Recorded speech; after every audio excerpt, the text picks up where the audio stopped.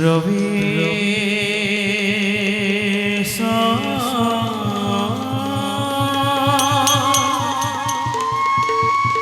কৰ নাৰায়ণ সকল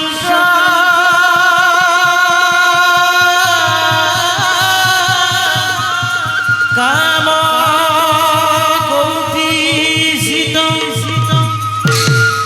জগৎ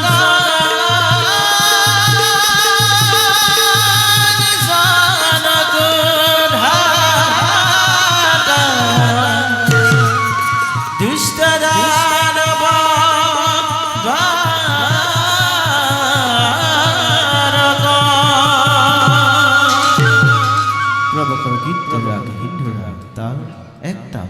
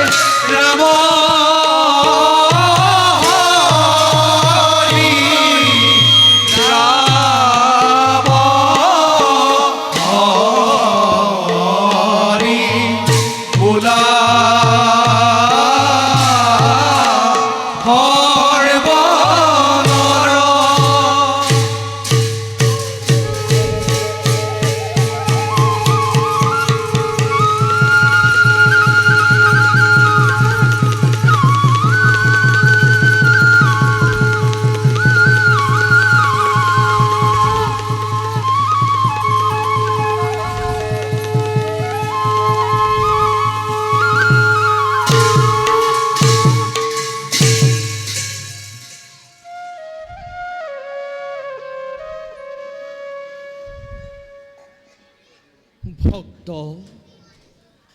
আৰু ধৰ্মৰ মূল শিপাত আমিয়েই বিৰাজমান।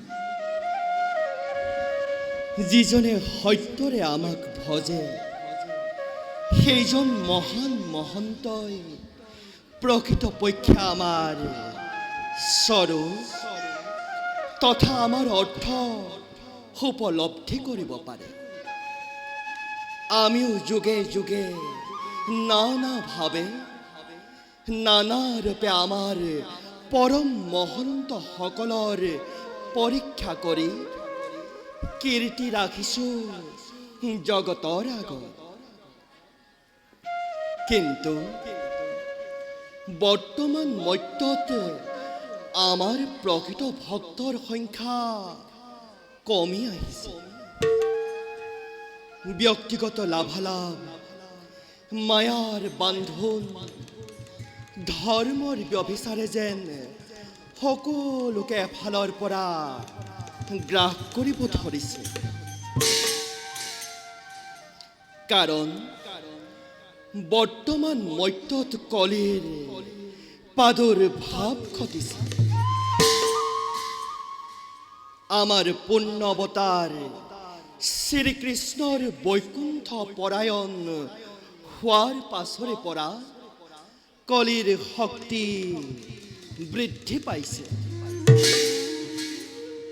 যাৰ ফলত মনুষ্যৰাজি নিজৰে অস্তিত্ব ম্লান পাইছে।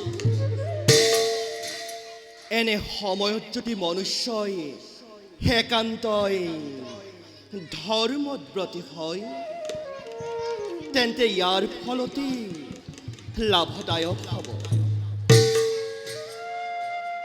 সেই ভক্তসকল, যুগ ধৰ্ম অনুসৰি আমি এতিয়া তোমালোকক পূৰ্ণ সহযোগ আগবঢ়াব নোৱাৰিম। উচিত অনুচিত বিচাৰ বিবেচনা বুদ্ধি তোমালোকৰ স্বতন্ত্ৰ হ'ব। আমি মাত্ৰ নিৰাকাৰ ৰূপে সবাৰ হৃদয়স্থিত হৈ তোমালোকৰ কৰ্মৰ কৰিম বিশ্লেষণ। কাৰণ ভক্তাধীন ভগৱান কলিত সঠিক কৰ্মৰ দ্বাৰাহে ভক্ত হ'ব। ভক্ত হ'লেহে ধৰ্ম থাকিব, আৰু ধৰ্ম থাকিলেহে ভক্তি থাকিব। যথা ধৰ্ম তথা হে জয়। ঈশ্বর পরম ব্রহ্ম সচ্চিদানন্দ বিগ্রহ অনাদি আদি গোবিন্দ সর্বকারণ কারণ সর্বকারণ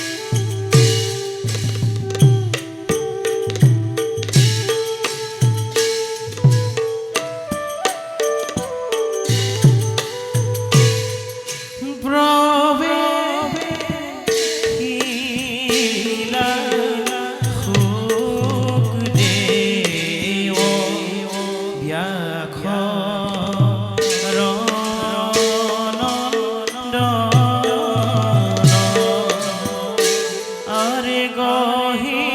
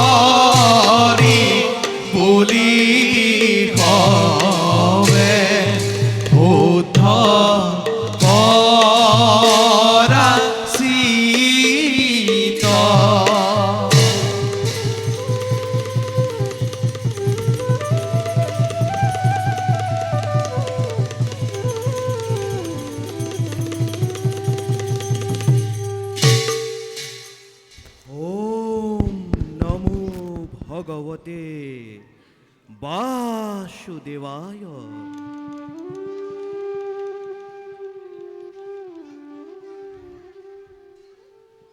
মায়াময় সংসারে মায়াতে বিলীন, মোহ মায়াতে আবদ্ধ হই মনুষ্য আজি নিজকে পাহৰি পেলাইছে।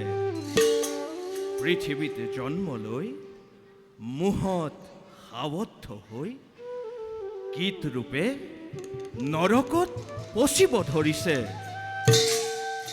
মই মৰ্ত্যৰ এই মায়াত আবদ্ধ হ'ব নিবিচাৰোঁ। সেইবাবে গৃহাশ্ৰম ধৰ্মক বিসৰ্জন দি জন্মৰ পৰাই বৈৰাগ্য ধৰ্ম পালন কৰি আহিছোঁ। হে হৰি, তুমিয়েই গতি, তুমিয়েই মোৰ শক্তিৰ আধাৰ। শক্তি দিবা প্ৰভু, সদা ভকতি থাকে যেন তব চৰণ। জয় শ্ৰী হৰিৰ জয়।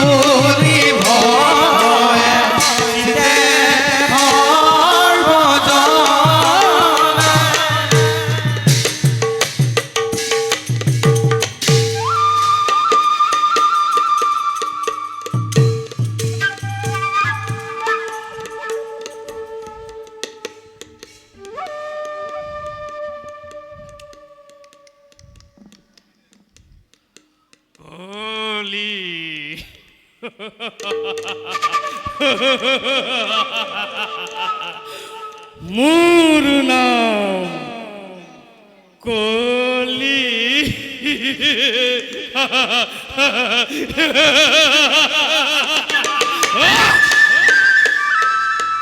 সকলোৱে মোক পাপী বুলি কয়। নৰ সমাজে মোক পূজা নকৰে। নৰ সমাজৰ মই হেনো অস্পৃশ্য। কোন হেনো মূৰ্খ নৰ সমাজ। এই সংসাৰৰ সকলো ক্ষমতা এই কলিৰ হাতত। মোৰ প্ৰভাৱত ভগৱান শ্ৰীকৃষ্ণই এই সংসাৰ কৰিলে ত্যাগ। আৰু মূৰ্খ মানৱ সমাজ এতিয়াও বুজা নাই এই পৃথিৱীত কোন শ্ৰেষ্ঠ। কলি কেৱল কলি কলি কলি।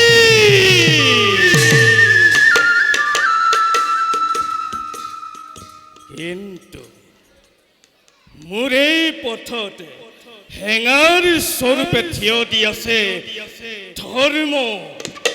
কিন্তু কিমান দিন ধৰ্ম তোমাৰ আৰু মৰ্যত বেছি দিন নাই।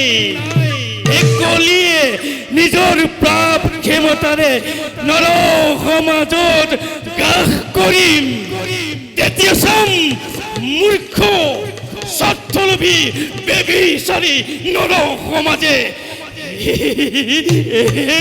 কলিক পূজা দিয়ে কিম্বা ধৰ্ম। ধৰ্ম তোমাৰ আৰু মৰ্যত বেছি দিন নাই। ধৰ্ম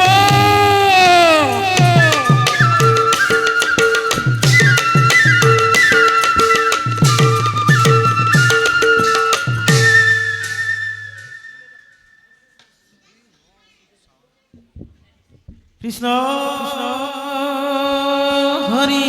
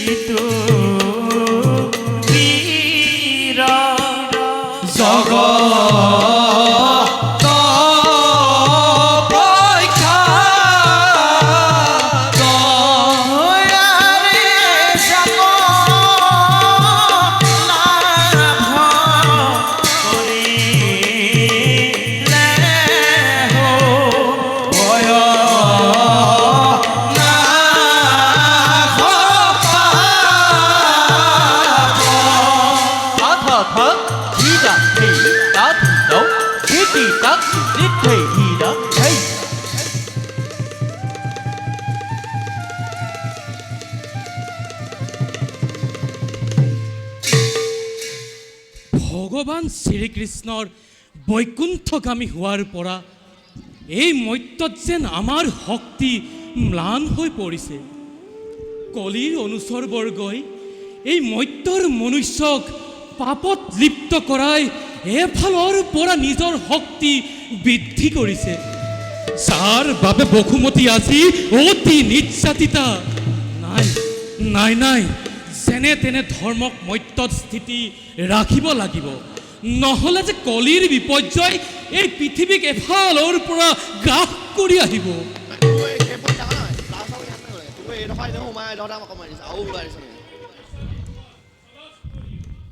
এতিয়াও তুমি মত্যত বিৰাজমান। কলি, কিবা হেতু আজি তুমি মোৰ ওচৰত আছে নেকি? কিবা প্ৰশ্ন এই ধৰ্মৰ কাষত? প্ৰশ্ন বহুত আছে ধৰ্ম। আগে তুমি মোক কোৱা, তুমি এতিয়াও কিয় মত্যত বিৰাজমান? সত্য ধৰ্ম ৰক্ষাৰ্থে সৃষ্টিৰ আদিৰ পৰাই এই মত্যত মই আছো আৰু আজীৱন থাকিম। তাত তোমাৰ কিবা হৈছে নেকি ব্যাঘাত? ব্যাঘাত যথেষ্ট হৈছে ধৰ্ম। তোমাৰ বাবে মোৰ পাপ শক্তি বিস্তাৰ কৰাত ব্যাঘাত জন্মিছে। এই হেতু দিওঁ তোমাক মই সেইটো উপদেশ, মুহূৰ্ততে ত্যাগ কৰি মত্য গুচি যোৱা তুমি স্বৰ্গ অভিমুখে। মোক আদেশ শুনাবলৈ তুমি কোন কলি? কালৰ নিৰ্দেশত যুগৰ অনুসাৰে মই এই মত্যত নিজৰ কৰ্তব্য কৰি আহিছো আৰু সদায় কৰি যাম। এই কৰ্তব্যত মোৰ না তোমাৰ উপদেশৰ প্ৰয়োজন, না অনুৰোধৰ। অনুৰোধটো কলিয়ে কদাপিতো নকৰে। প্ৰয়োজন হলে তোমাক বন্দী কৰি নিশেষ কৰি দিমেই পৃথিৱীৰ পৰা। তথাপিতো অনুৰোধ নকৰে এই কলিয়ে। জগতৰ অস্পৃশ্য হৈ নৰ সমাজৰ অৱহেলিত দেৱতা হৈ বন্দী কৰিবা এই ধৰ্মক? ইমান সাহস তোমাৰ? নিজ অপদাৰ্থ দেৱতা সম্ভালি কথা কবা ধৰ্ম। মোৰে ৰাজত্বত আশ্ৰয় লৈ মোকেই অপদাৰ্থ বুলি কৰা অৱজ্ঞা। ইয়াৰ তুমি যোগ্য প্ৰত্যুত্তৰ পাবা। ধৰা ধৰাস্ত ধৰ্ম নকৰিবা পলম। বেছ তেন্তে হে হওক। লাগিল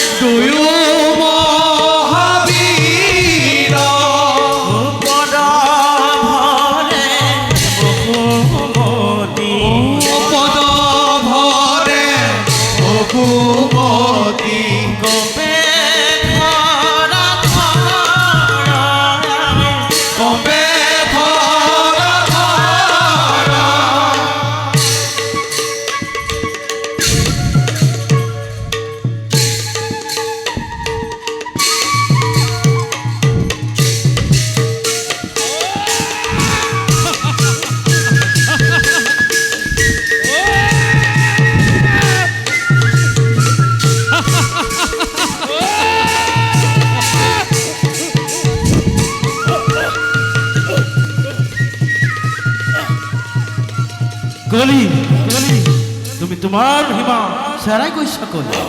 তুমি ধৰ্মক কেতিয়াও বন্দী কৰিব নোৱাৰা। ধৰ্ম অজেয়, ধৰ্ম এক শক্তি। পৃথিৱীত যেতিয়ালৈকে এজন হ'লেও মনুষ্য ধৰ্মতে ব্ৰতী থাকিব, তেতিয়ালৈকে তুমি ধৰ্মক লুপ্ত কৰিব নোৱাৰা। ধৰ্ম পৃথিৱীত আছে আৰু সদায় থাকিব। ধৰ্ম পৃথিৱীত আছে আৰু সদায় থাকিব।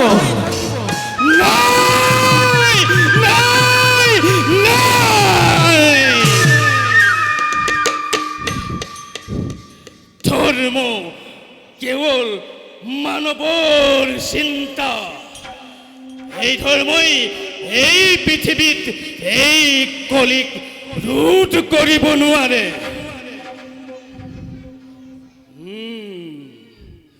এতিয়া বুজিছো হস্তিনাপতি ৰাজা পৰীক্ষিতৰ সৎ গুণৰ বাবে ধৰ্ম এতিয়াও ম্লান হোৱা নাই।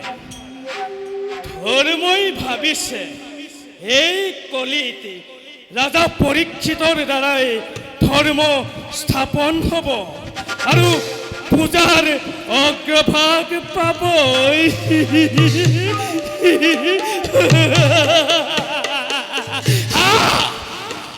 এইয়া জানো এই কলিয়ে হ'বলৈ দিব। শুন হেনো ধৰ্ম, মই এইবাৰ হস্তিনাপুৰত কৰিম প্ৰৱেশ। হস্তিনাপুৰৰ মানৱৰ মাজত পাপ শক্তি বিস্তাৰিত কৰি তেতিয়া দেখিব জগতে কলি কিমান পাপী, কলি কিমান অস্তিত্ব, কলিয়ে যে বৰ্তমান সকলো ক্ষমতাৰ গৰাকী।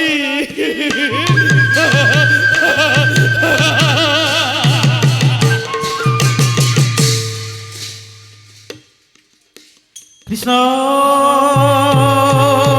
হৰি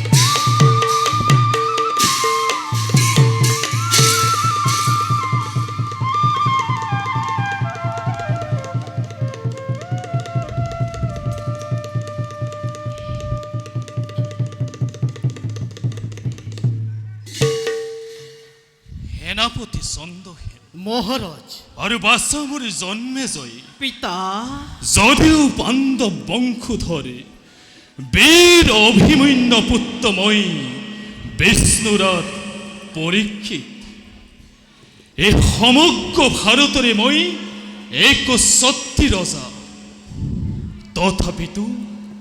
তথাপিতো মোৰ মনত অলপো শান্তি নাই।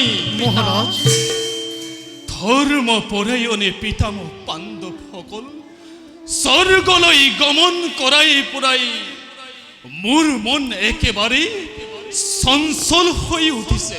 পিতা মহাৰাজ অন্য হাতে দিনকে দিনে বাঢ়ি অহা মোৰ ৰাজ্যত অমংগল দেখি মোৰ মন একেবাৰে অস্থিৰ হৈ পৰিছে। মহাৰাজ মিছতে চিন্তা কৰি অস্থিৰ হৈছে কিয়? আপুনি আপুনি সমগ্ৰ ভাৰতৰ এক সত্যি ৰজা হৈ এইদৰে চিন্তাত অস্থিৰ হ'লে এই বিশাল সাম্ৰাজ্য শৃংখলাবদ্ধভাৱে চলাব কেনেকৈ? আপোনাৰ এনে অৱস্থা দেখিলে শত্ৰুৱে বিদ্ৰোহ কৰিবলৈ সুবিধা পাব মহাৰাজ। গতিকে মহাৰাজ আপুনি সকলো মনৰ ভ্ৰান্তি দূৰ কৰি একান্ত মনে ৰাজ্যৰ শাসনত মনোনিৱেশ কৰাহে উচিত। পিতা সেনাপতিয়ে উচিত কথাই অৱতাৰণা কৰিছে। আপোনাকে এনে অৱস্থাত দেখিলে মোৰ মন একেবাৰে ভাগি পৰে পিতা। আপোনাৰ আদৰ্শ, আপোনাৰ সংস্কাৰ আৰু আপোনাৰ ধৰ্মকে হিৰোগত কৰি মই মোৰ জীৱনৰ শিক্ষা লভিছোঁ। কিন্তু এতিয়া যদি আপুনি এনেদৰে ভাগি পৰে মই নিজকে কেনেদৰে প্ৰমোদ দিম পিতা? তোমালোকৰ কথা অৱশ্যে সঁচা। পিতা বাল্যৰ কালৰ পৰাই মোৰ মনত অলপ শান্তি নাই। মোৰ আজন্মৰ কালতে পিতৃ বিয়োগ হোৱাত পিতামহসকলে মোক লালনে পালনে কৰিয়েই ডাঙৰি দীঘল কৰিছে। এতিয়া সেই পিতামহসকলৰ বিয়োগত মই কেনেদৰে শান্তিৰে জীৱন যাপন কৰোঁ? মহাৰাজ জন্মৰ লগতে মৃত্যুৰ এক চিৰসত্য জীৱনৰ আপুনি গুণী জ্ঞানী সৰ্বগুণ সম্পন্ন ৰজা। ভাবি চাওক মহাৰাজ, ভাবি চাওক প্ৰজাৰ সুখ দুখেই ৰজাৰ সুখ দুখ। গতিকে মহাৰাজ ধৈৰ্য ধৰি প্ৰজাৰ সুখ শান্তিৰ বাবে চিন্তা কৰক মহাৰাজ। পিতা বাছ। সকলোবোৰ ভগৱানৰ পদতে, তেওঁৱেই সমগ্ৰ বিশ্বক কৰিছে পালন। আমি মাত্ৰ কাৰণহে পিতা। বিধাতাৰ বিধান আমি ৰোধ কৰিব নোৱাৰো পিতা। চিৰ সত্য এইটো তোমাৰ বচন বাচা। পিতা আমি কাৰণ হলেও কিছুমান কাম সহজ পথেৰে কৰি যাব লাগিব। হয় পিতা। তাকে নকৰিলে আমি ভগৱানৰে দোষী হৈ ৰওঁ। হয় আমি সকলোবোৰ ভগৱানৰে দূত। ভগৱানৰে নাম যশ গুণ গাবলৈকে আমাক এই মৰ্ত্যলৈ পঠাইছে। ঐশ্বৰ্যৰ বিভূতি লালসাত পৰি আমি নিজৰ পাপ আমি নিজেই চপাই লৈছো। মহাৰাজ এটি কথা ক'ব খোজো, অনুমতি কৰিবনে প্ৰদান? নিঃসন্দেহ সুধা সেনাপতি, যিকোনো কথা সুধিবৰ বাবে মোক অনুমতি লোৱাৰে নাই প্ৰয়োজন। এই দাসৰ প্ৰতি সেই আপোনাৰ মহানতা মহাৰাজ আজি বহুত দিন ধৰি মৃগয়ালৈ যোৱা নাই। গতিকে মহাৰাজ মৃগয়ালৈ যাবৰ বাবে প্ৰবল ইচ্ছা হৈছে। মহাৰাজ আপুনি যদি অনুমতি কৰে প্ৰদান, কুমাৰ জন্মেজয় সৈতে মৃগয়ালৈ যোৱাৰ ইচ্ছা প্ৰকাশ কৰিছো। মৃগয়া হয় মহাৰাজ।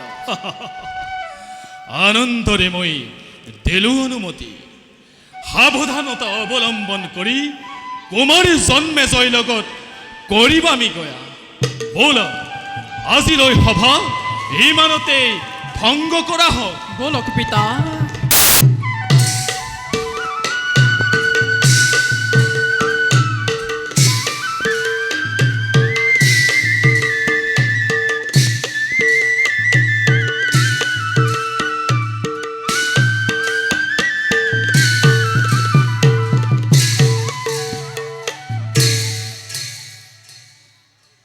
কৃষ্ণ হৰি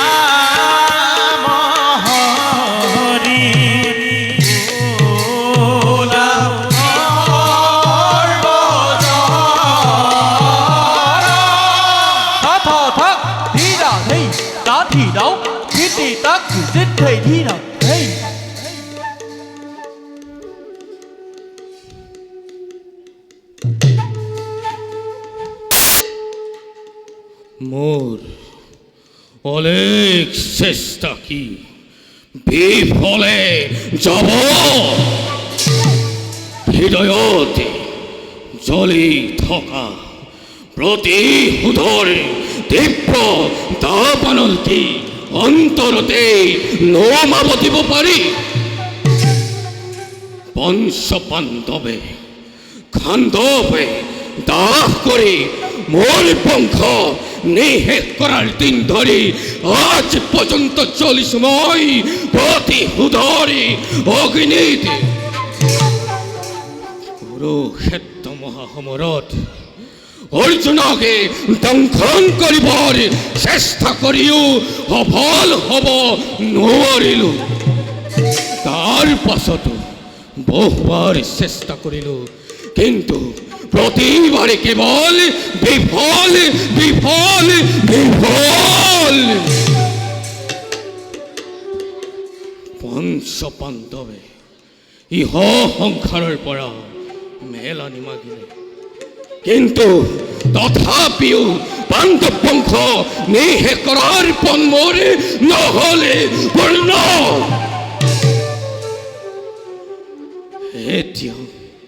এতিয়াও জীৱিত পাণ্ডৱৰ নাতি হস্তিনাপুৰৰ ৰাজা পৰীক্ষিত পাণ্ডৱৰ দৰে মহাধাৰ্মিক হোৱা হেতুকে মই পৰীক্ষিতৰ কাষ চাপিব পৰা নাই আৰু বৰ্তমানো অপূৰ্ণ মোৰ মনৰ অভিলাষ বুজিলো এনেদৰে আৰু নহ'ব এইবাৰ মই পৰীক্ষিতকে কৰিম অন্বেষণ আৰু স্থান কাল পাত্ৰভেদে সুবিধা অনুযায়ী মই পৰীক্ষিতকে দংশন কৰি কৰিম নিধন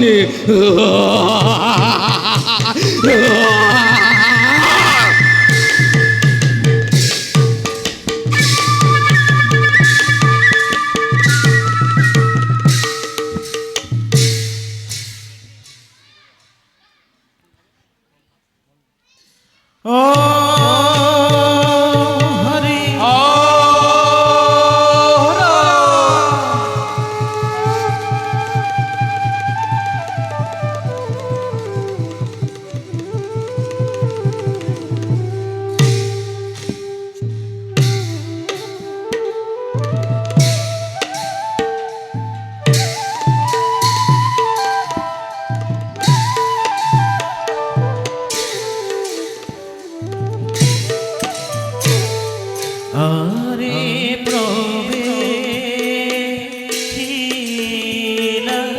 রম্ভা দেবী সভা রভিতর আরে কামে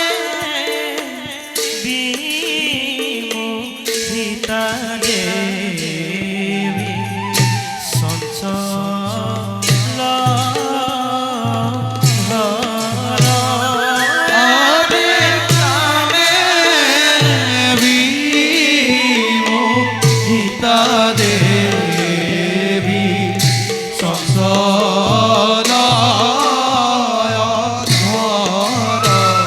আরে লয় লাখে পাইরা গয়া যার কুল আরে ক্ষমা যার লোকে ডাকি হরি হরি বল আরে ক্ষমা যার লোকে ডাকি হরি হরি বল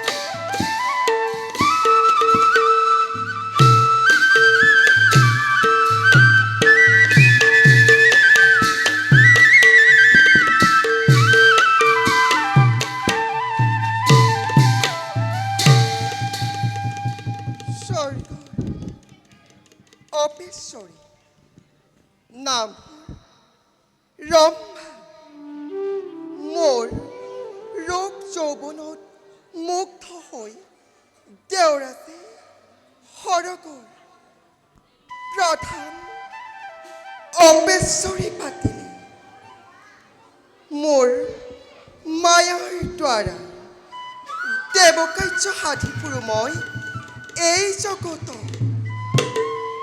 এইবাৰ যুগৰাজ কলিৰ লগত সহযোগ হৈ কাল আৰু অকাল দৈত্য দুয়ক বধ কৰাৰ লগতে মহামুনি শুকদেৱৰ মহত্ব চুৰ কৰিবৰ বাবে এই মৰ্ত্যত মই কৰিছোঁ বাহৰ কলি ৰাজত্ব প্ৰভুত্বত গোটেই পৃথিৱীত মই কলিৰ শক্তি কৰিম প্ৰচাৰ যাওঁ প্ৰথমে অতি সংগোপনে শুকদেৱৰ কাষে গৈ মোৰ মায়া বিস্তাৰ কৰি এই গোটেই পৃথিৱীত মই প্ৰাপৰ বীজ কৰো গৈ অংকুৰিত যাওঁ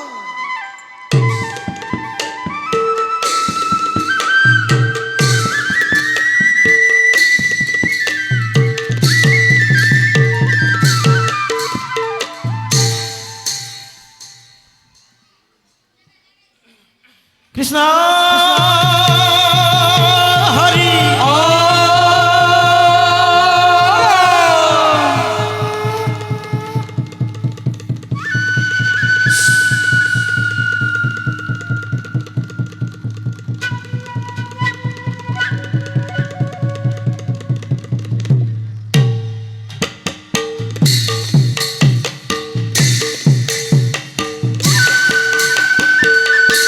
ওয়া রে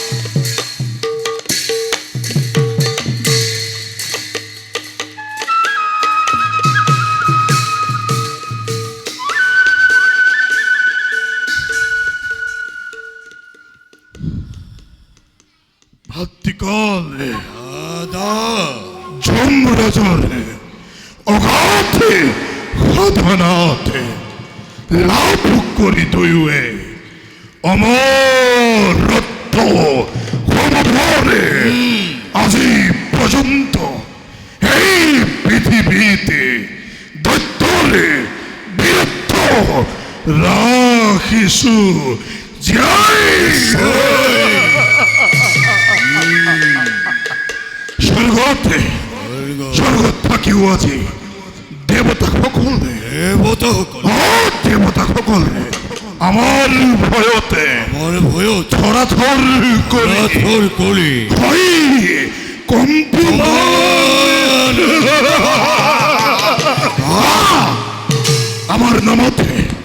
আমার নামত সিহঁতরে হৃদয়তে ধপ ধপে ধপ ধপ কৰি উঠ কম্পনে আনন্দরে জোয়ার তুলি বিজয়ের রক্ত ধ্বজা উত্তোলন হয়ে দত্ত সমাজতে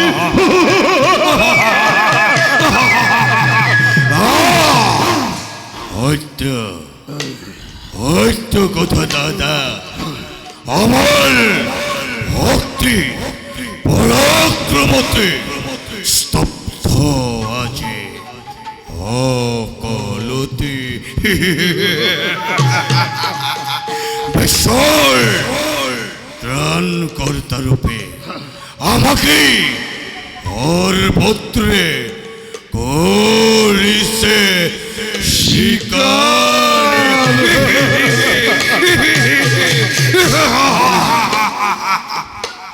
তথাপি কিন্তু দাদা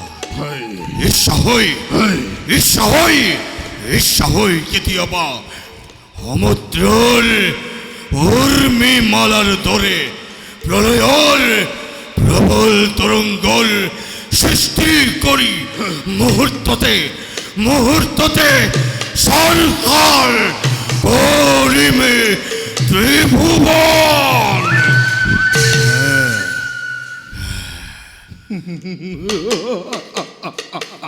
দাদা শান্ত হওয়া দাদা শান্ত হওয়া হে মোরে প্রিয় ভাতৃ যুদ্ধ যুদ্ধ যুদ্ধ দৈত্যরে শিরলগরে নিশ্চয় অশিরেই মিলিব ভাগ্যতে অভয় তুমি আর মই মই আৰু তুমি আর মই যেতিয়ালৈকে থাকিম লগতে আমাকে আমাকে পরাস্ত করিব পরা বীর বিশ্বতে বিরল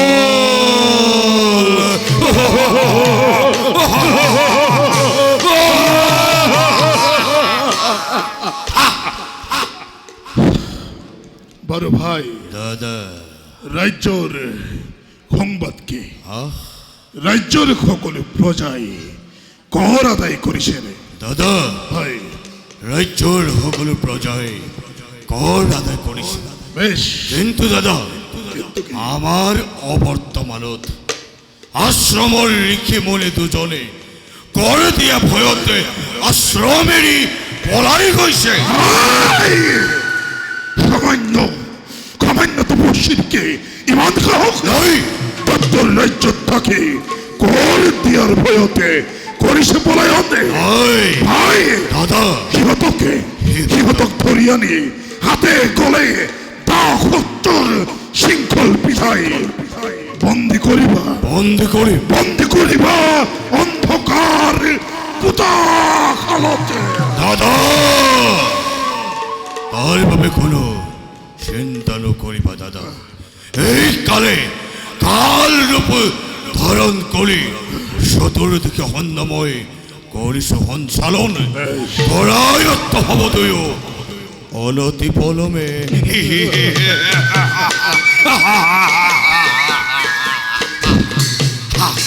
বেশ দাদা সুন্দৰ অতি সুন্দৰ দাদা ভাই দাদা বহুদিন ধৰি মধুবনৰ একো সংবাদ পোৱা নাই মধুবন মধুবন গতিকে এবাৰ তুমি নিজেই গৈ মধুবনৰ সংবাদ লৈ আহিবা। ভাল দাদা, তোমাৰ আজ্ঞা পালি মই আজি মধুবনলৈ কৰিম যাত্ৰা।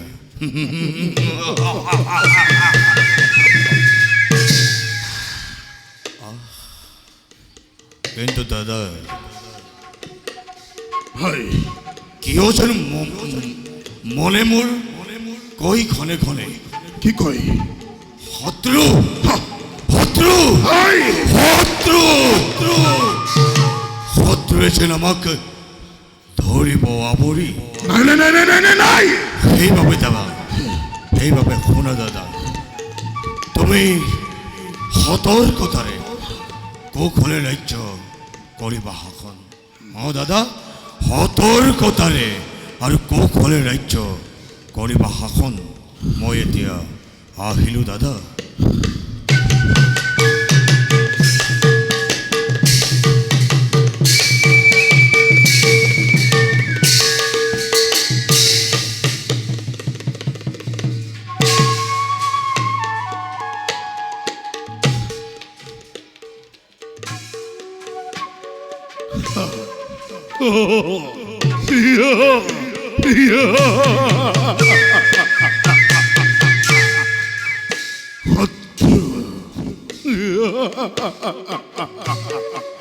নিপতিময় হেই উচ্চহেৰি ৰাজ্যৰে কাষত আছে মোৰ প্ৰতিৰক্ষাৰ বাবে লক্ষ লক্ষ সেনানী। শিৰৰ দৰে আস্বাদনে গঢ়ি তুলিব পৰা বীৰ ভাতৃ মোৰে কাল। তেনেস্থলতে কোন শত্ৰুৰ বাবে কিবা হেতু মই শংকিত।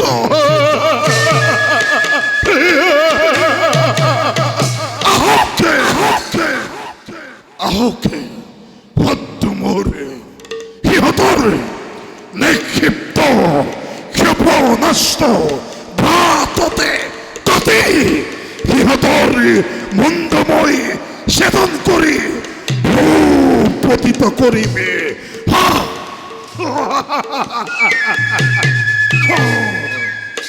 ধূলিৰ ধূলিৰ লগতে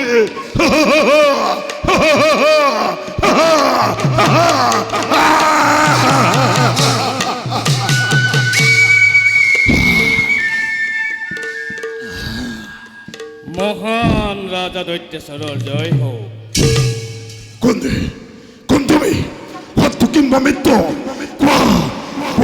শিক্ষা হে ৰাজন, মই দেৱতাৰ কিংবা মানৱ নহয়। কালৰ আদেশত ৰাজত্ব ল'বলৈ আহি আপোনাৰ আশ্ৰয় বিচাৰি আহিছোঁ। মই যুৱৰাজ কলি। যুৱৰাজ কলি? যুৱৰাজ কলি। তাহলে মানে তুমি দেবতা? স্বর্গের দেবতা হই আসে যেন কিংবা প্রয়োজনে এই দৈত্যর কাকতে। হে দৈত্য ৰাজন, মোৰ স্বৰ্গ দেৱতা কিবা মৈত্যৰ মানৱ নহয়। কালৰ আদেশত নিজ ৰাজত্ব ল'বলৈ আহি আপোনাৰ আশ্ৰয় বিচাৰি আহিছোঁ। স্বৰ্গৰে দেবতাকে এই দৈত্যে আশ্ৰয় দিব লাগে।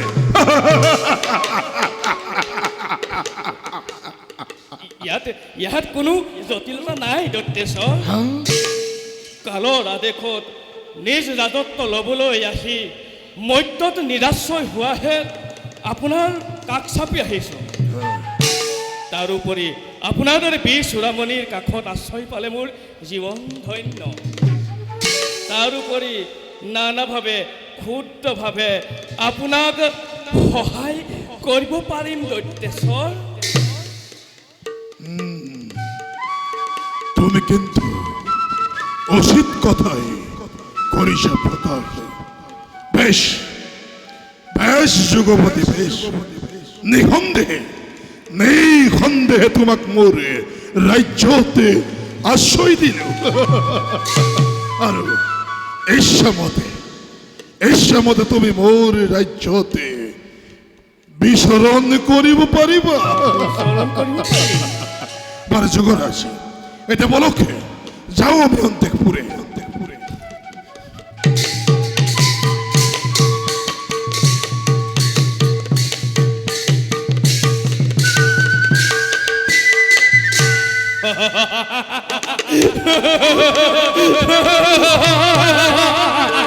রাজা পরীক্ষিত এই কলি দ্বারাই নিকরিত হওয়া ক্ষুদ্রাতি ক্ষুদ্র বিন্দুবোৰ ভয়ংকৰ বিষ বাষ্পলৈ পৰিণত হোৱাৰ সময় সনিকট বিষ বাষ্প পাপৰ বিষ বাষ্প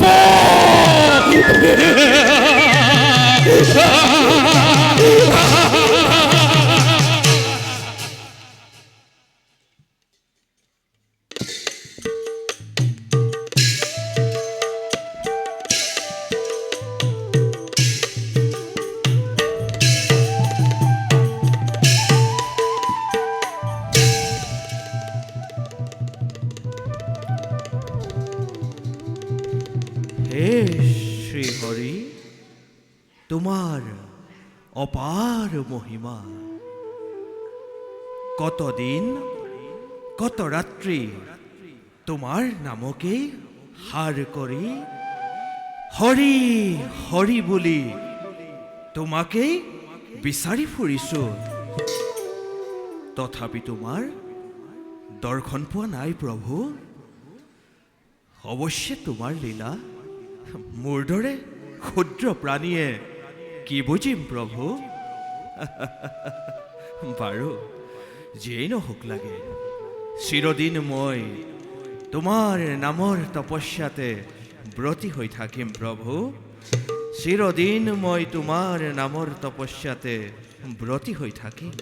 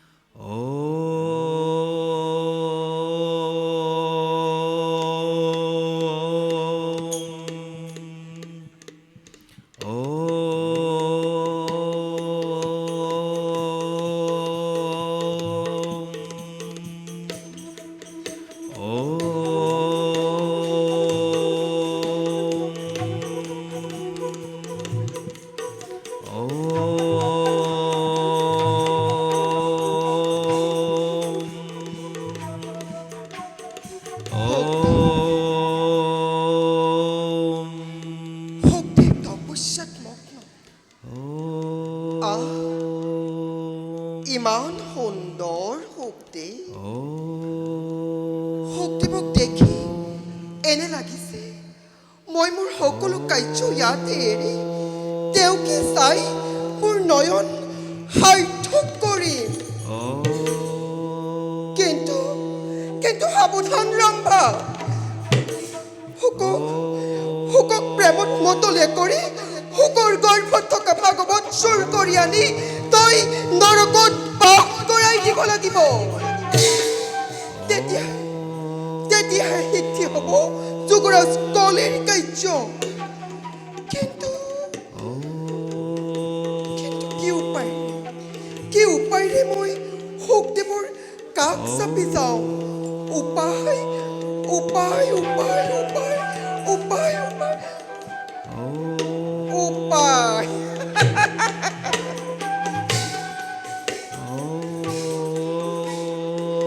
ৰক্ষা কৰা! কোন আছে? ৰক্ষা কৰা! দুষ্টৰ হাতৰ পৰা মোক ৰক্ষা কৰা!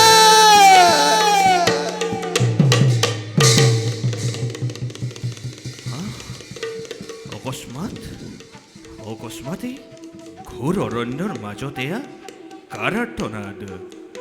ৰক্ষা কৰা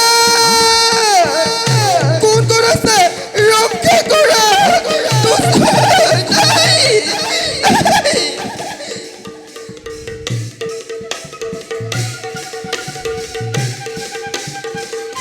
কি ঘোৰ অৰণ্যৰ মাজত সবলাৰ ওপৰত কোনে কৰে অত্যাচাৰ? বাৰু যিয়ে কি নহওক লাগে, বিপদত আৰ্তজনক ৰক্ষা কৰাটো আমাৰ কৰ্তব্য। ভয় নাই, ভয় নাই দেৱী, আছো মই তোমাৰ সহায়। ৰক্ষা কৰা নাই, আঁতৰি যা। ৰিকিবৰ, মোক ৰক্ষা কৰক ৰিকিবৰ, মোক ৰক্ষা কৰক। ভয় নকৰিবা দেৱী, আমাৰ বৰ্তমানত তোমাক কোনো একো কৰিব নোৱাৰে। পিছে তোমাৰ পৰিচয় আৰু ঠিকনা কি ৰিকিবৰ, দেৱী? মই বনৰ সৌন্দৰ্য উপভোগ কৰি থকা এগৰাকী বন দেৱী। বন দেৱী? উত্তৰ দিশৰ সৰোবৰৰ তীৰতে মোৰ বাসস্থান। দেৱী, তোমাক কোনে বিপদ ঘটাব বিচাৰিছিল আৰু বৰ্তমান কোন দিশে কৰিলে প্ৰস্থান? ৰিকিবৰ, মই বনৰ মাজত প্ৰকৃতিৰ সৌন্দৰ্য উপভোগ কৰি থাকোঁতে কোনোবাই এক দুষ্টই মোক হৰণ কৰিব খুজিছে ৰিকিবৰ। হয়তো আপোনাৰ মাত শুনি সি কৰিলে পলায়ন।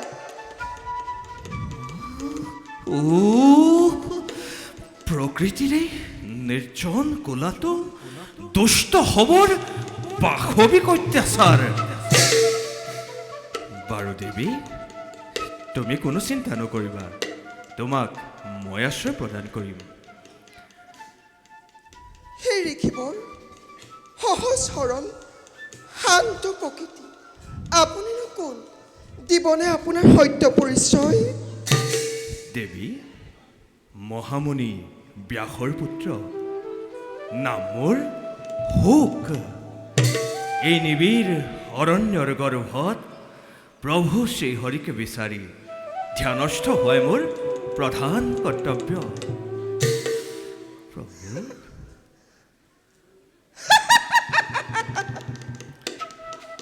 ৰম্ভা, এইবাৰ তোৰ কৰ্তব্য সিদ্ধিৰ পথত শুকক প্ৰেমত মতলীয়া কৰি শুকৰ গৰ্ভত থকা ভাগৱত চুৰ কৰি আনি তই নৰকত বাস কৰাই দিব লাগিব। তেতিয়াহে সিদ্ধি হ'ব যুৱৰাজ কলিৰ কাৰ্য। মুখত মৃদু হাঁহি, অন্তৰত প্ৰেমৰ জোৱাৰ তুলি শুকক তই আজি প্ৰেমত ডুবাবই লাগিব ৰম্ভা। যা ৰম্ভা, পলম নকৰিবি, পলমে ঘটাব বিখিনি। যা ৰম্ভা, পলম নকৰিবি, পলমে ঘটাব বিখিনি। তুমি কি ভাবিছা দেৱী?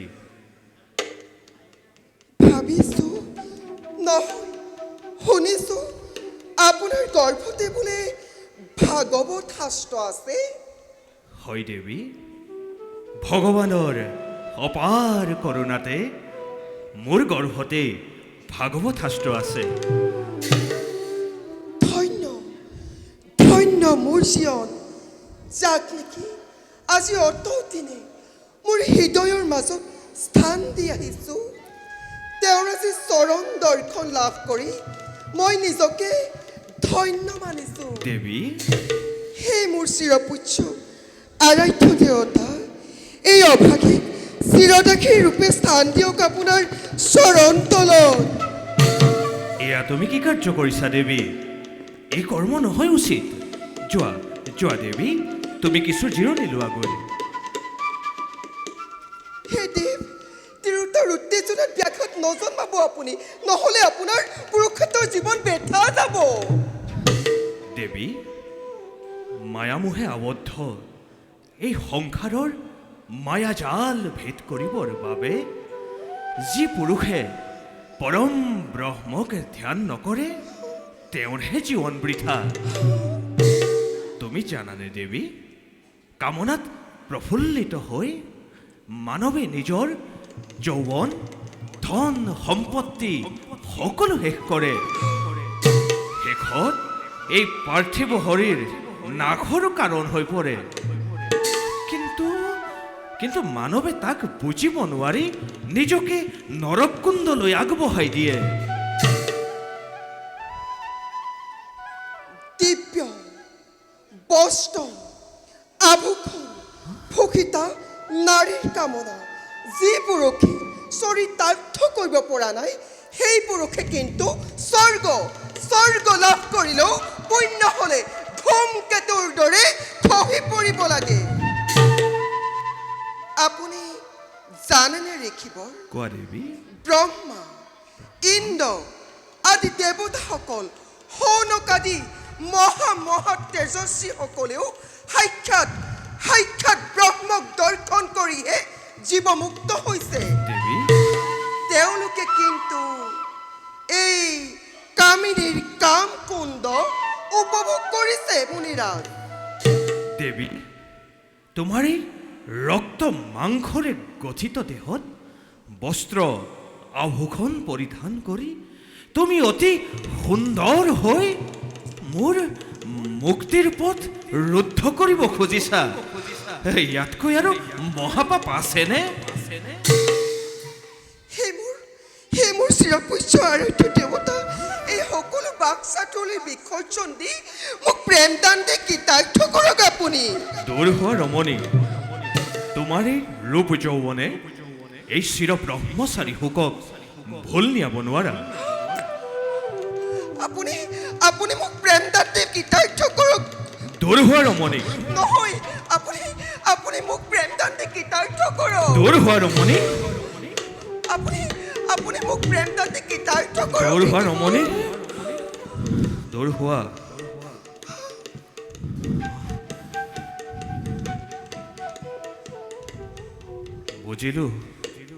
বুজিলো মই, তুমি বন দেৱী হ'ব নোৱাৰা। ৰবা, এতিয়াই মই ধ্যানৰ বলেৰে তোমাৰ পৰিচয় জানি ল'ম।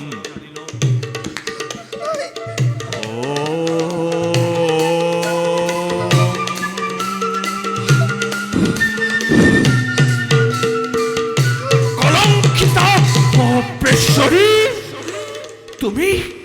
তুমি যি উদ্দেশ্য লৈ মোৰ কাষ চাপিছা, সেয়া কেতিয়াও নহ'ব সফল।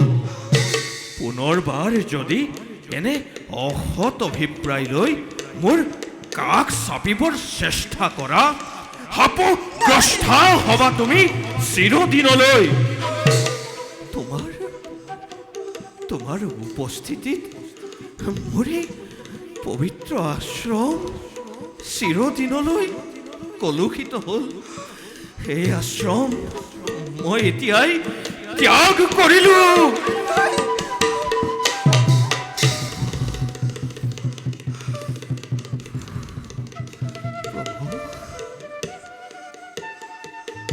জয় শ্ৰী হৰিৰ জয়।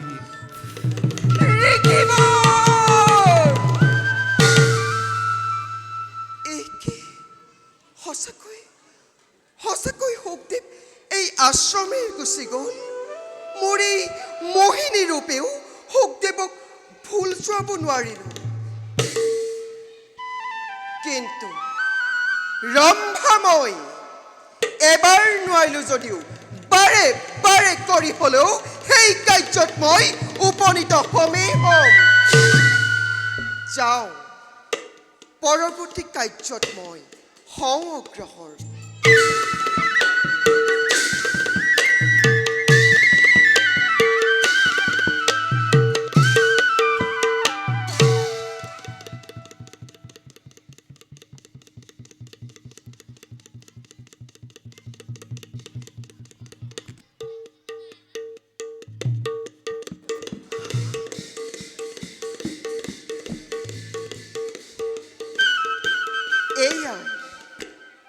এইয়াই এইবাৰ কৰ্তব্য মোৰ অতিকে কঠোৰ। দৈত্য আৰু মানৱৰ নামত বিবাদ সৃষ্টি কৰিব লাগিব। বৰ্তমান দৈত্য কাল এই বনলৈ আহিব ধৰিছে। অন্যহাতে পৰীক্ষিত সেনাপতি চন্দ্ৰসেনো মৃগয়াৰ বাবে এই বনতেই কৰিছে বিচৰণ। প্ৰথমে দৈত্যক মোৰ এই ৰূপত ভুল যোৱাই, তাৰ পাছত পৰীক্ষিতৰ সেনাপতি চন্দ্ৰসেনৰ লগত বিবাদ আৰম্ভ সৃষ্টি কৰিব লাগিব। তাৰ লগে লগে যেনে তেনে কিবা উপায় কৰি হ'লেও চন্দ্ৰসেনৰ লগত মই বিবাহ পাশত আবদ্ধ হ'ব লাগিব। কাৰণ শুকদেৱ বৰ্তমান হস্তিনাপুৰতে কৰিছে আশ্ৰয় গ্ৰহণ। দৈত্য এইফালে আহিব ধৰিছে। মই মোৰ মায়া এই স্থানতে কৰো বিস্তাৰ।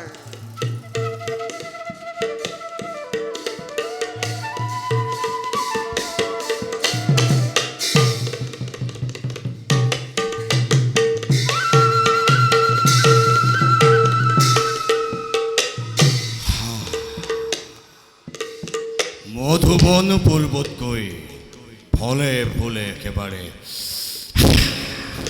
জাতিষ্কাৰ হৈ উঠিছে। এই বাৰ্তা দাদাই লভিলে নিশ্চয় মনত অশেষ শান্তি লাভ কৰিব। যাওঁ আৰু কিছু দূৰ মই কৰোঁ অন্বেষণ।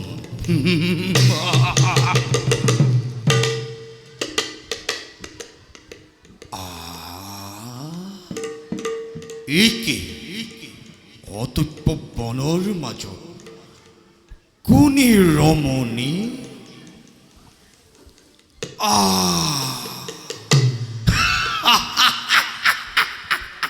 কি অপূৰ্ব সুন্দৰী! সাক্ষাৎ অপেশ্বৰী যে নামি আহিছে সৰগৰ পৰা। নাই এই ৰমণীক অতি সোনকালে আশ্ৰয় প্ৰদান কৰি মই মোৰ ভাৰ্যৰূপে গ্ৰহণ কৰিবই লাগিব। যাওঁ মই মোৰ প্ৰেম আলিংগন কৰোঁ নিবেদন।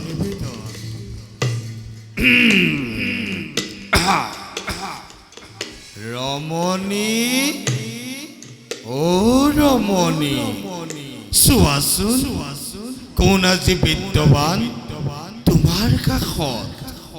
কোন? মই।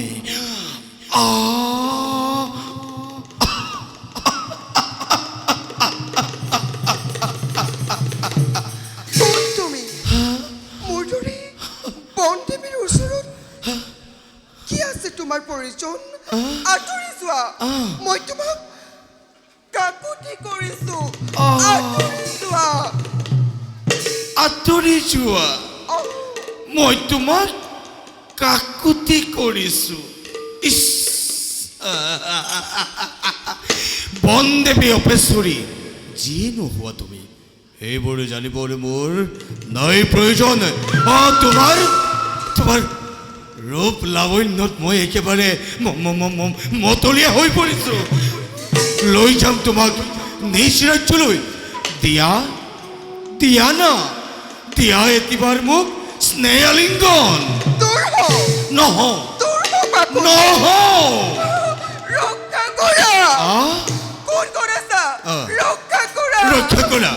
ৰক্ষা কৰা। কাক মাতিছা ৰমণী? এই বনতে দূৰ দূৰণিলৈকে পক্ষী বাদে আন কোনেও নাই। গতিকে শুনা ৰমণী, কোনেও যে তোমাক মোৰ হাতৰ পৰা ৰক্ষা কৰিব নোৱাৰে। ৰমণী, দিয়া এতিবাৰ মোক স্নেহ আলিংগন। কামানল নামানলে দগ্ধ আজি মই ৰমণী ৰক্ষা কৰা আৰে আহা আহা প্ৰাণে সোহৰি ওই প্ৰাণেশ্বৰী তুমি মোৰ প্ৰাণেশ্বৰী দিয়া দিয়া দিয়া হায়ালি গণ ও আৰে আঁতৰি যা না যাও যোৱা না যাও তোমাৰ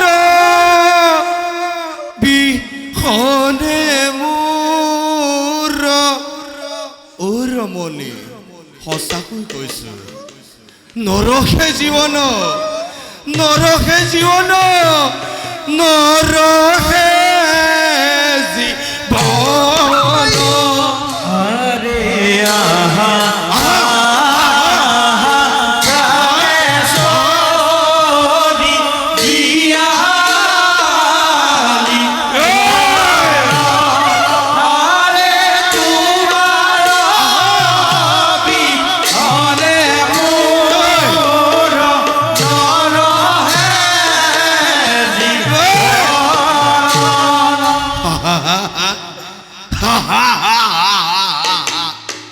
আরে ভুলি আছে চেনি চম্পা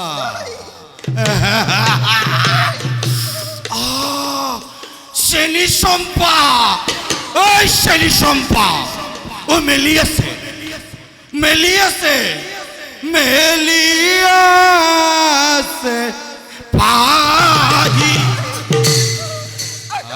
না যাও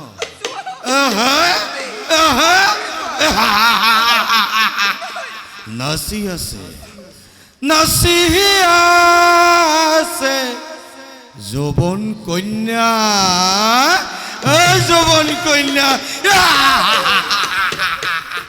যৌবন কন্যা এই ৰমণী তুমিয়ে কোৱাচোন থাকো কেন কৰি থাকো কেন কৰি থাকো কেন কৰি আৰে ভুলিয়া চেনি সবা মেলিয়া পাহি আৰে নাসিয়া সে যৌবন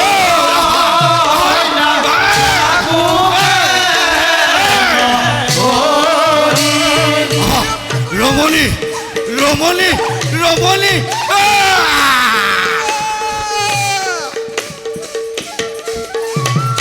মাতা মাতা ৰমণী উচ্চ কণ্ঠে মাতা ৰক্ষা কৰা কোনেও আজি তোমাক এই কালৰ হাতৰ পৰা ৰক্ষা কৰিব নোৱাৰে ৰমণী ৰমণী ৰমণী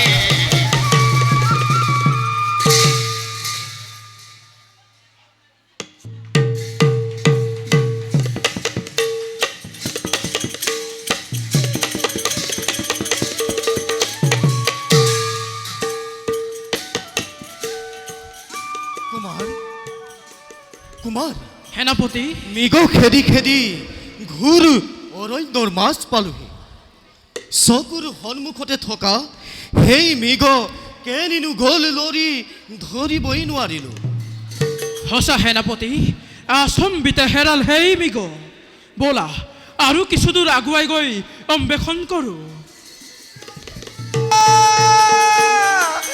ৰক্ষা কৰা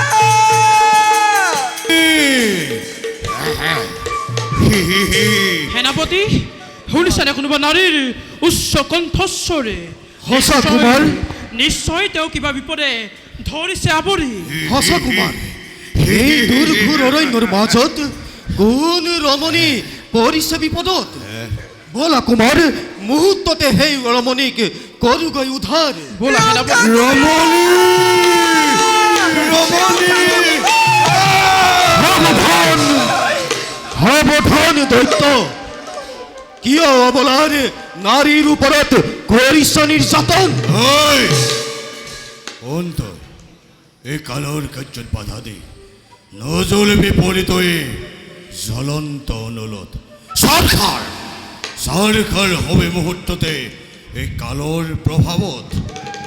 হস্তিনৰ সেনাপতি মই চন্দ্ৰসেন, মোৰ বৰ্তমানত নোৱাৰিবি পুৰাব তোৰ বিখজ অভিপ্ৰায়।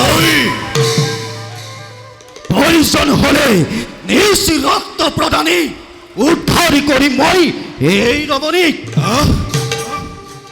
তোৰ ৰক্ত প্ৰদানী উদ্ধাৰ কৰিবি ৰমণী।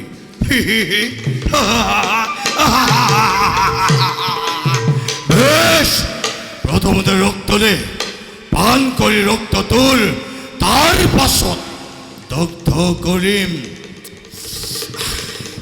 কামানল মোৰ ৰমণী। ঐ নীলাজ দৈত্য, আমাৰ আগত কৰ তই এনে অসভ্য আচৰণ। সেনাপতি, এতিয়া ইয়াক কৰিব লাগিব বাৰণ, নহ'লে ঘটিব প্ৰমাদ। কুমাৰ, এই চন্দ্ৰসেনৰ সাক্ষাৎ নালাগে কৰিব তুমি অস্ত্ৰ ধাৰণ।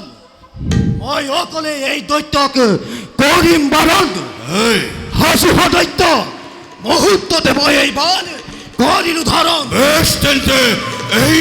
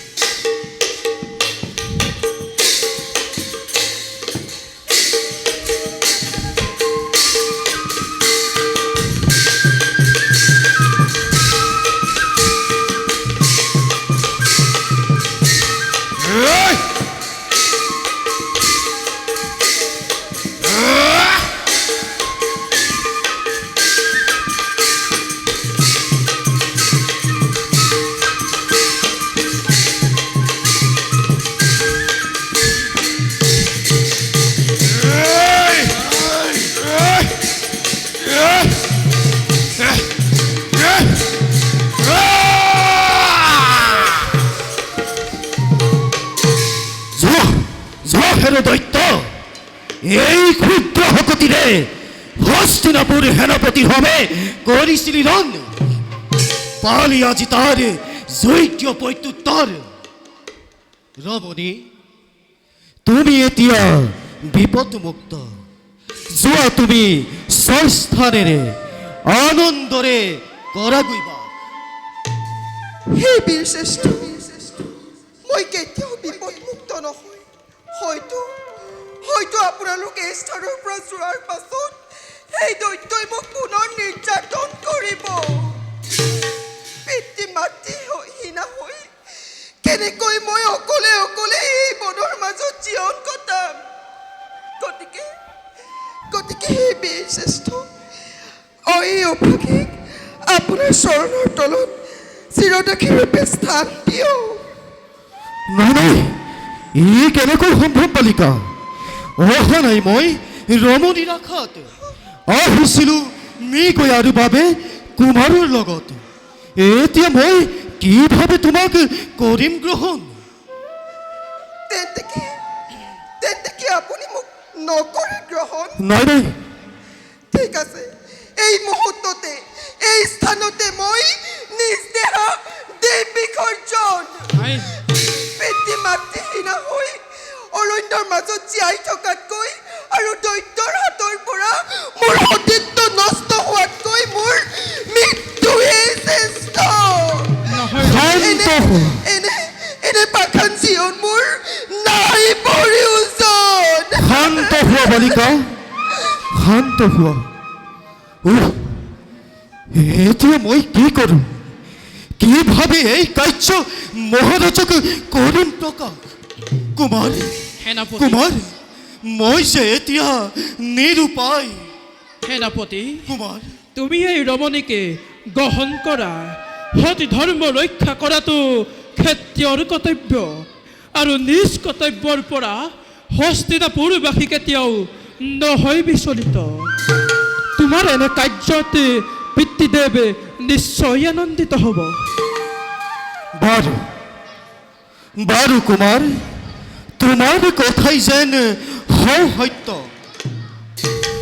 বালিকা সঠিক ধৰ্মৰ ৰক্ষাৰ্থে মই তোমাক ভাৰ্যাৰূপে কৰিম গ্ৰহণ হে চন্দ্ৰ হে সূৰ্য গ্ৰহ নক্ষত্ৰ হে ৩৩ কোটি দেৱতা মণ্ডলী সেই বত বৃক্ষ আৰু পশু পক্ষীগণ তোমালোক সকলোকে সাক্ষী কৰি মই আজি হস্তিনাপুৰৰ সেনাপতি চন্দ্ৰসেনে এই ৰমণীক কৰিলো গ্ৰহণ নাথ অভাগীৰ সেৱা কৰিব গ্ৰহণ উঠা উঠা প্ৰিয়ে নাথ প্ৰিয়ে নাথ প্ৰিয়ে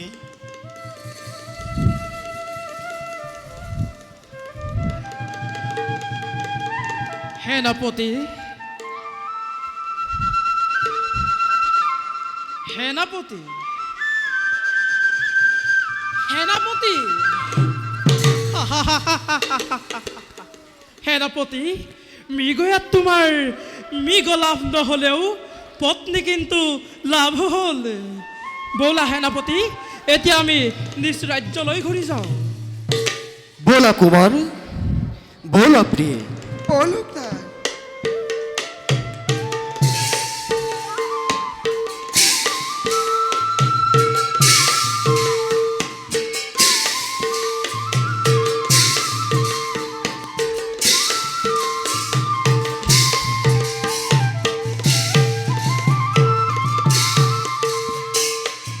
নাই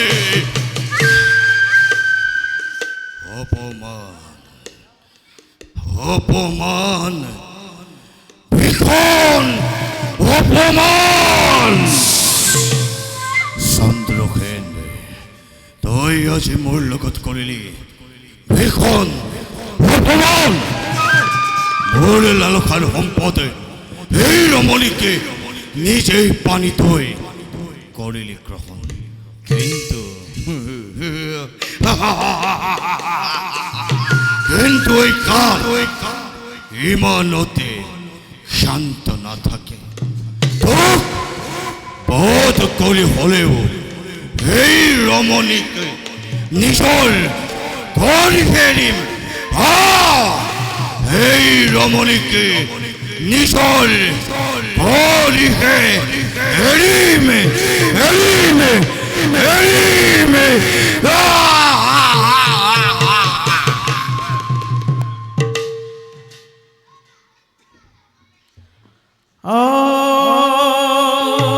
হৰি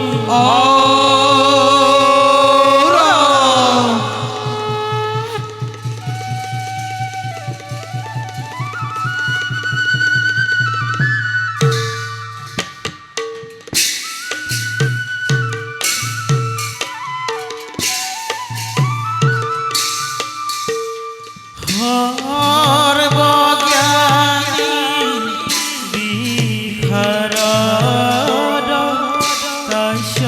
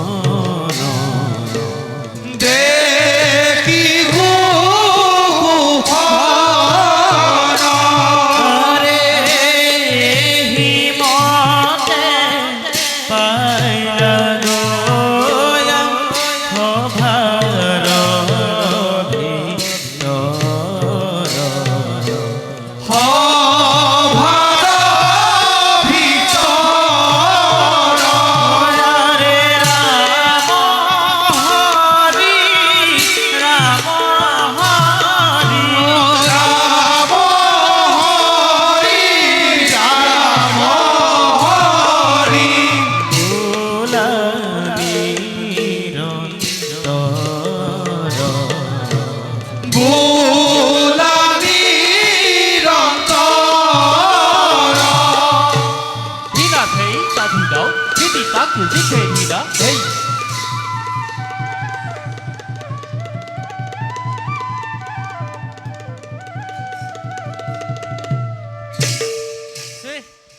নাই নাই নাই নাই এনেদৰে নহ'ব আৰু এনেদৰে আৰু কিমান কষ্ট ভোগ কৰিম হেৰ' সকলোৱে জানে যে মই এজন তন্ত্ৰ মন্ত্ৰ বিধগ্ধক পণ্ডিত মোৰ মন্ত্ৰৰ বলে অসাধ্য সাধন কৰিব পাৰোঁ এটি পলকতে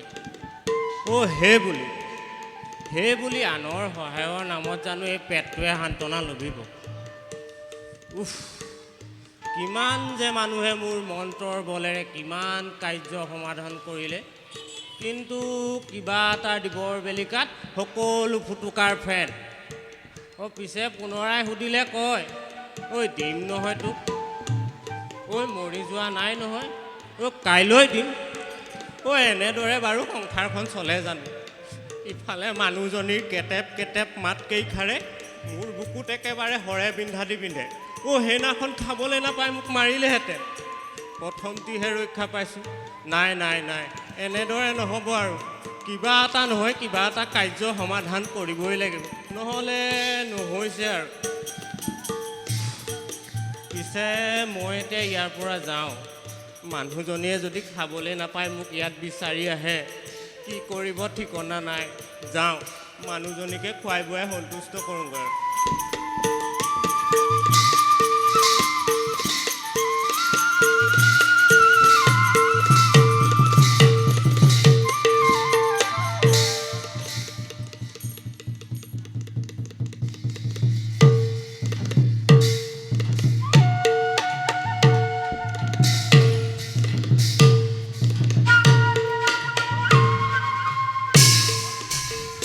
দাদা দাদা দাদা দাদা দাদা দাদা ভাই দাদা ভাই দাদা ইমানে উত্তল কিয় দাদা মধুবনের সংবাদকে দাদা ভাই হস্তিনার সেনাপতি চন্দ্র খেলে আমার মধুবন সারখার করিলে মই যোৱাৰ সংবাদ পাই সকলো বলাল দাদা সেই সত্যখেনৰ কি ইমান সাহসে সি যদি মৃত্যু ৰাজ্যৰে সেনাপতি নহ'লেহেঁতেন নিশ্চয় পুতক তুলিলোহেঁতেন দাদা মৃত্যু হল বুলি আমাক ক্ষতি কৰিব এয়া কি নিযুক্তি বলা দাদা এতিয়াই হস্তিনাপুৰ আক্ৰমণ কৰি এই চন্দ্ৰসেনৰ ওপৰতে প্ৰতিশোধ লওঁ নহয় ভাই দাদা চন্দ্ৰসেনৰ ওপৰতে অস্ত্ৰ ধৰা মানে মৃত্যু পৰীক্ষিতৰ বিৰুদ্ধে অস্ত্ৰ ধাৰণ কৰা নাই ভাই গতিকে তুমি ধৈৰ্য ধৰা সুবিধা পালেই আমি প্ৰতিশোধে লোৱা হ'ব ভাল দাদা যুৱৰাজ দৈত্যেশ্বৰ ৰাজ্যৰ সংবাদ কি দৈত্যেশ্বৰ নতুন সংবাদ একো নাই কিন্তু কি আপোনাৰ ৰাজ্যৰ প্ৰজাৰ মাজত এনেদৰেই বিভীষিকা সৃষ্টি হৈছে যে নিজৰ বাসস্থানৰ অভাৱত প্ৰজাৰ মাজত হাহাকাৰ সৃষ্টি হৈছে কিন্তু যুৱৰাজ ইয়াৰ ব্যৱস্থা কৰিবলৈ মই যে নিৰুপায় আপুনি চিন্তা কৰিলে সকলো সম্ভৱ হস্তিনাপতি ৰাজা পৰীক্ষিত আপোনাৰ মিত্ৰ যেতিয়া তেওঁৰ দ্বাৰাই দক্ষিণ প্ৰান্তত এক ভূমি বিচাৰক আৰু সেই ভূমি পালেই প্ৰজাৰ সুখ শান্তিয়ে বসবাস কৰিব পাৰিব আৰু যদি হস্তিনাপতিয়ে এক খণ্ড ভূমি এৰি দিবলৈ অমান্তি হয় তেতিয়া কি হ'ব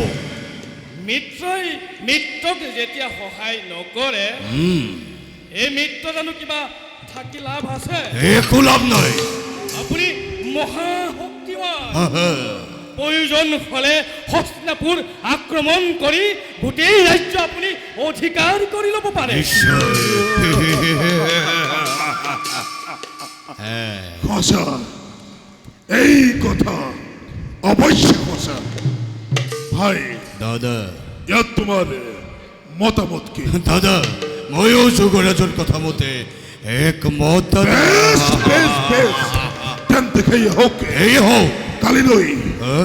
কালিলৈ প্ৰভাততে হস্তিনালৈ এক ধূপ পঠোৱা বেশ আৰু হস্তিনাত দক্ষিণ প্ৰান্তৰে এক ভূমিখণ্ড এৰি দিব ক'বা আৰু যদি যদি মান্তি নহয় তেতিয়া যুদ্ধ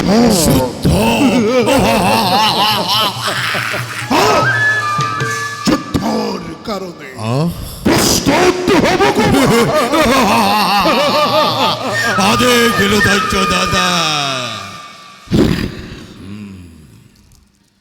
যুৱৰাজ দৈত্যেশ্বৰ মোৰ ৰাজ্যৰ প্ৰতি আপোনাৰ এনে অনুৰাগ দেখি মই নথৈ আনন্দিত হৈছো। মোৰ ভাগ্যৰ বলতহে মই আপোনাক লগ পাইছো। সঁচাকৈ সঁচাকৈ যুৱৰাজ স্বাৰ্থলোভী অন্য দেৱতাতকৈ আপুনি পৃথক। পৃথক পৃথক একেবাৰে পৃথক। বাৰু যুৱৰাজ আজিলৈ সভা ইমানতে ভংগ কৰা হওক। ভাল দৈত্যেশ্বৰ বলো দাদা।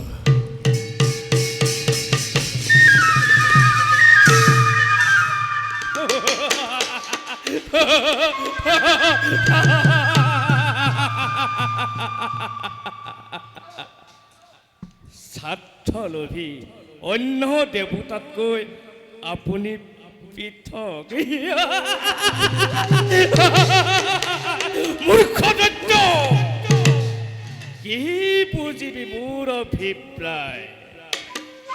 এই কলিয়ে পৃথক পৃথককৈ থাকি তহঁত দুয়োকে পৃথক কৰি যমৰ দলিচাত চিৰদিনলৈ শুৱাই দিমি। মূৰ্খ দৈত্য, কি বুজিবি মোৰ অভিপ্ৰায়?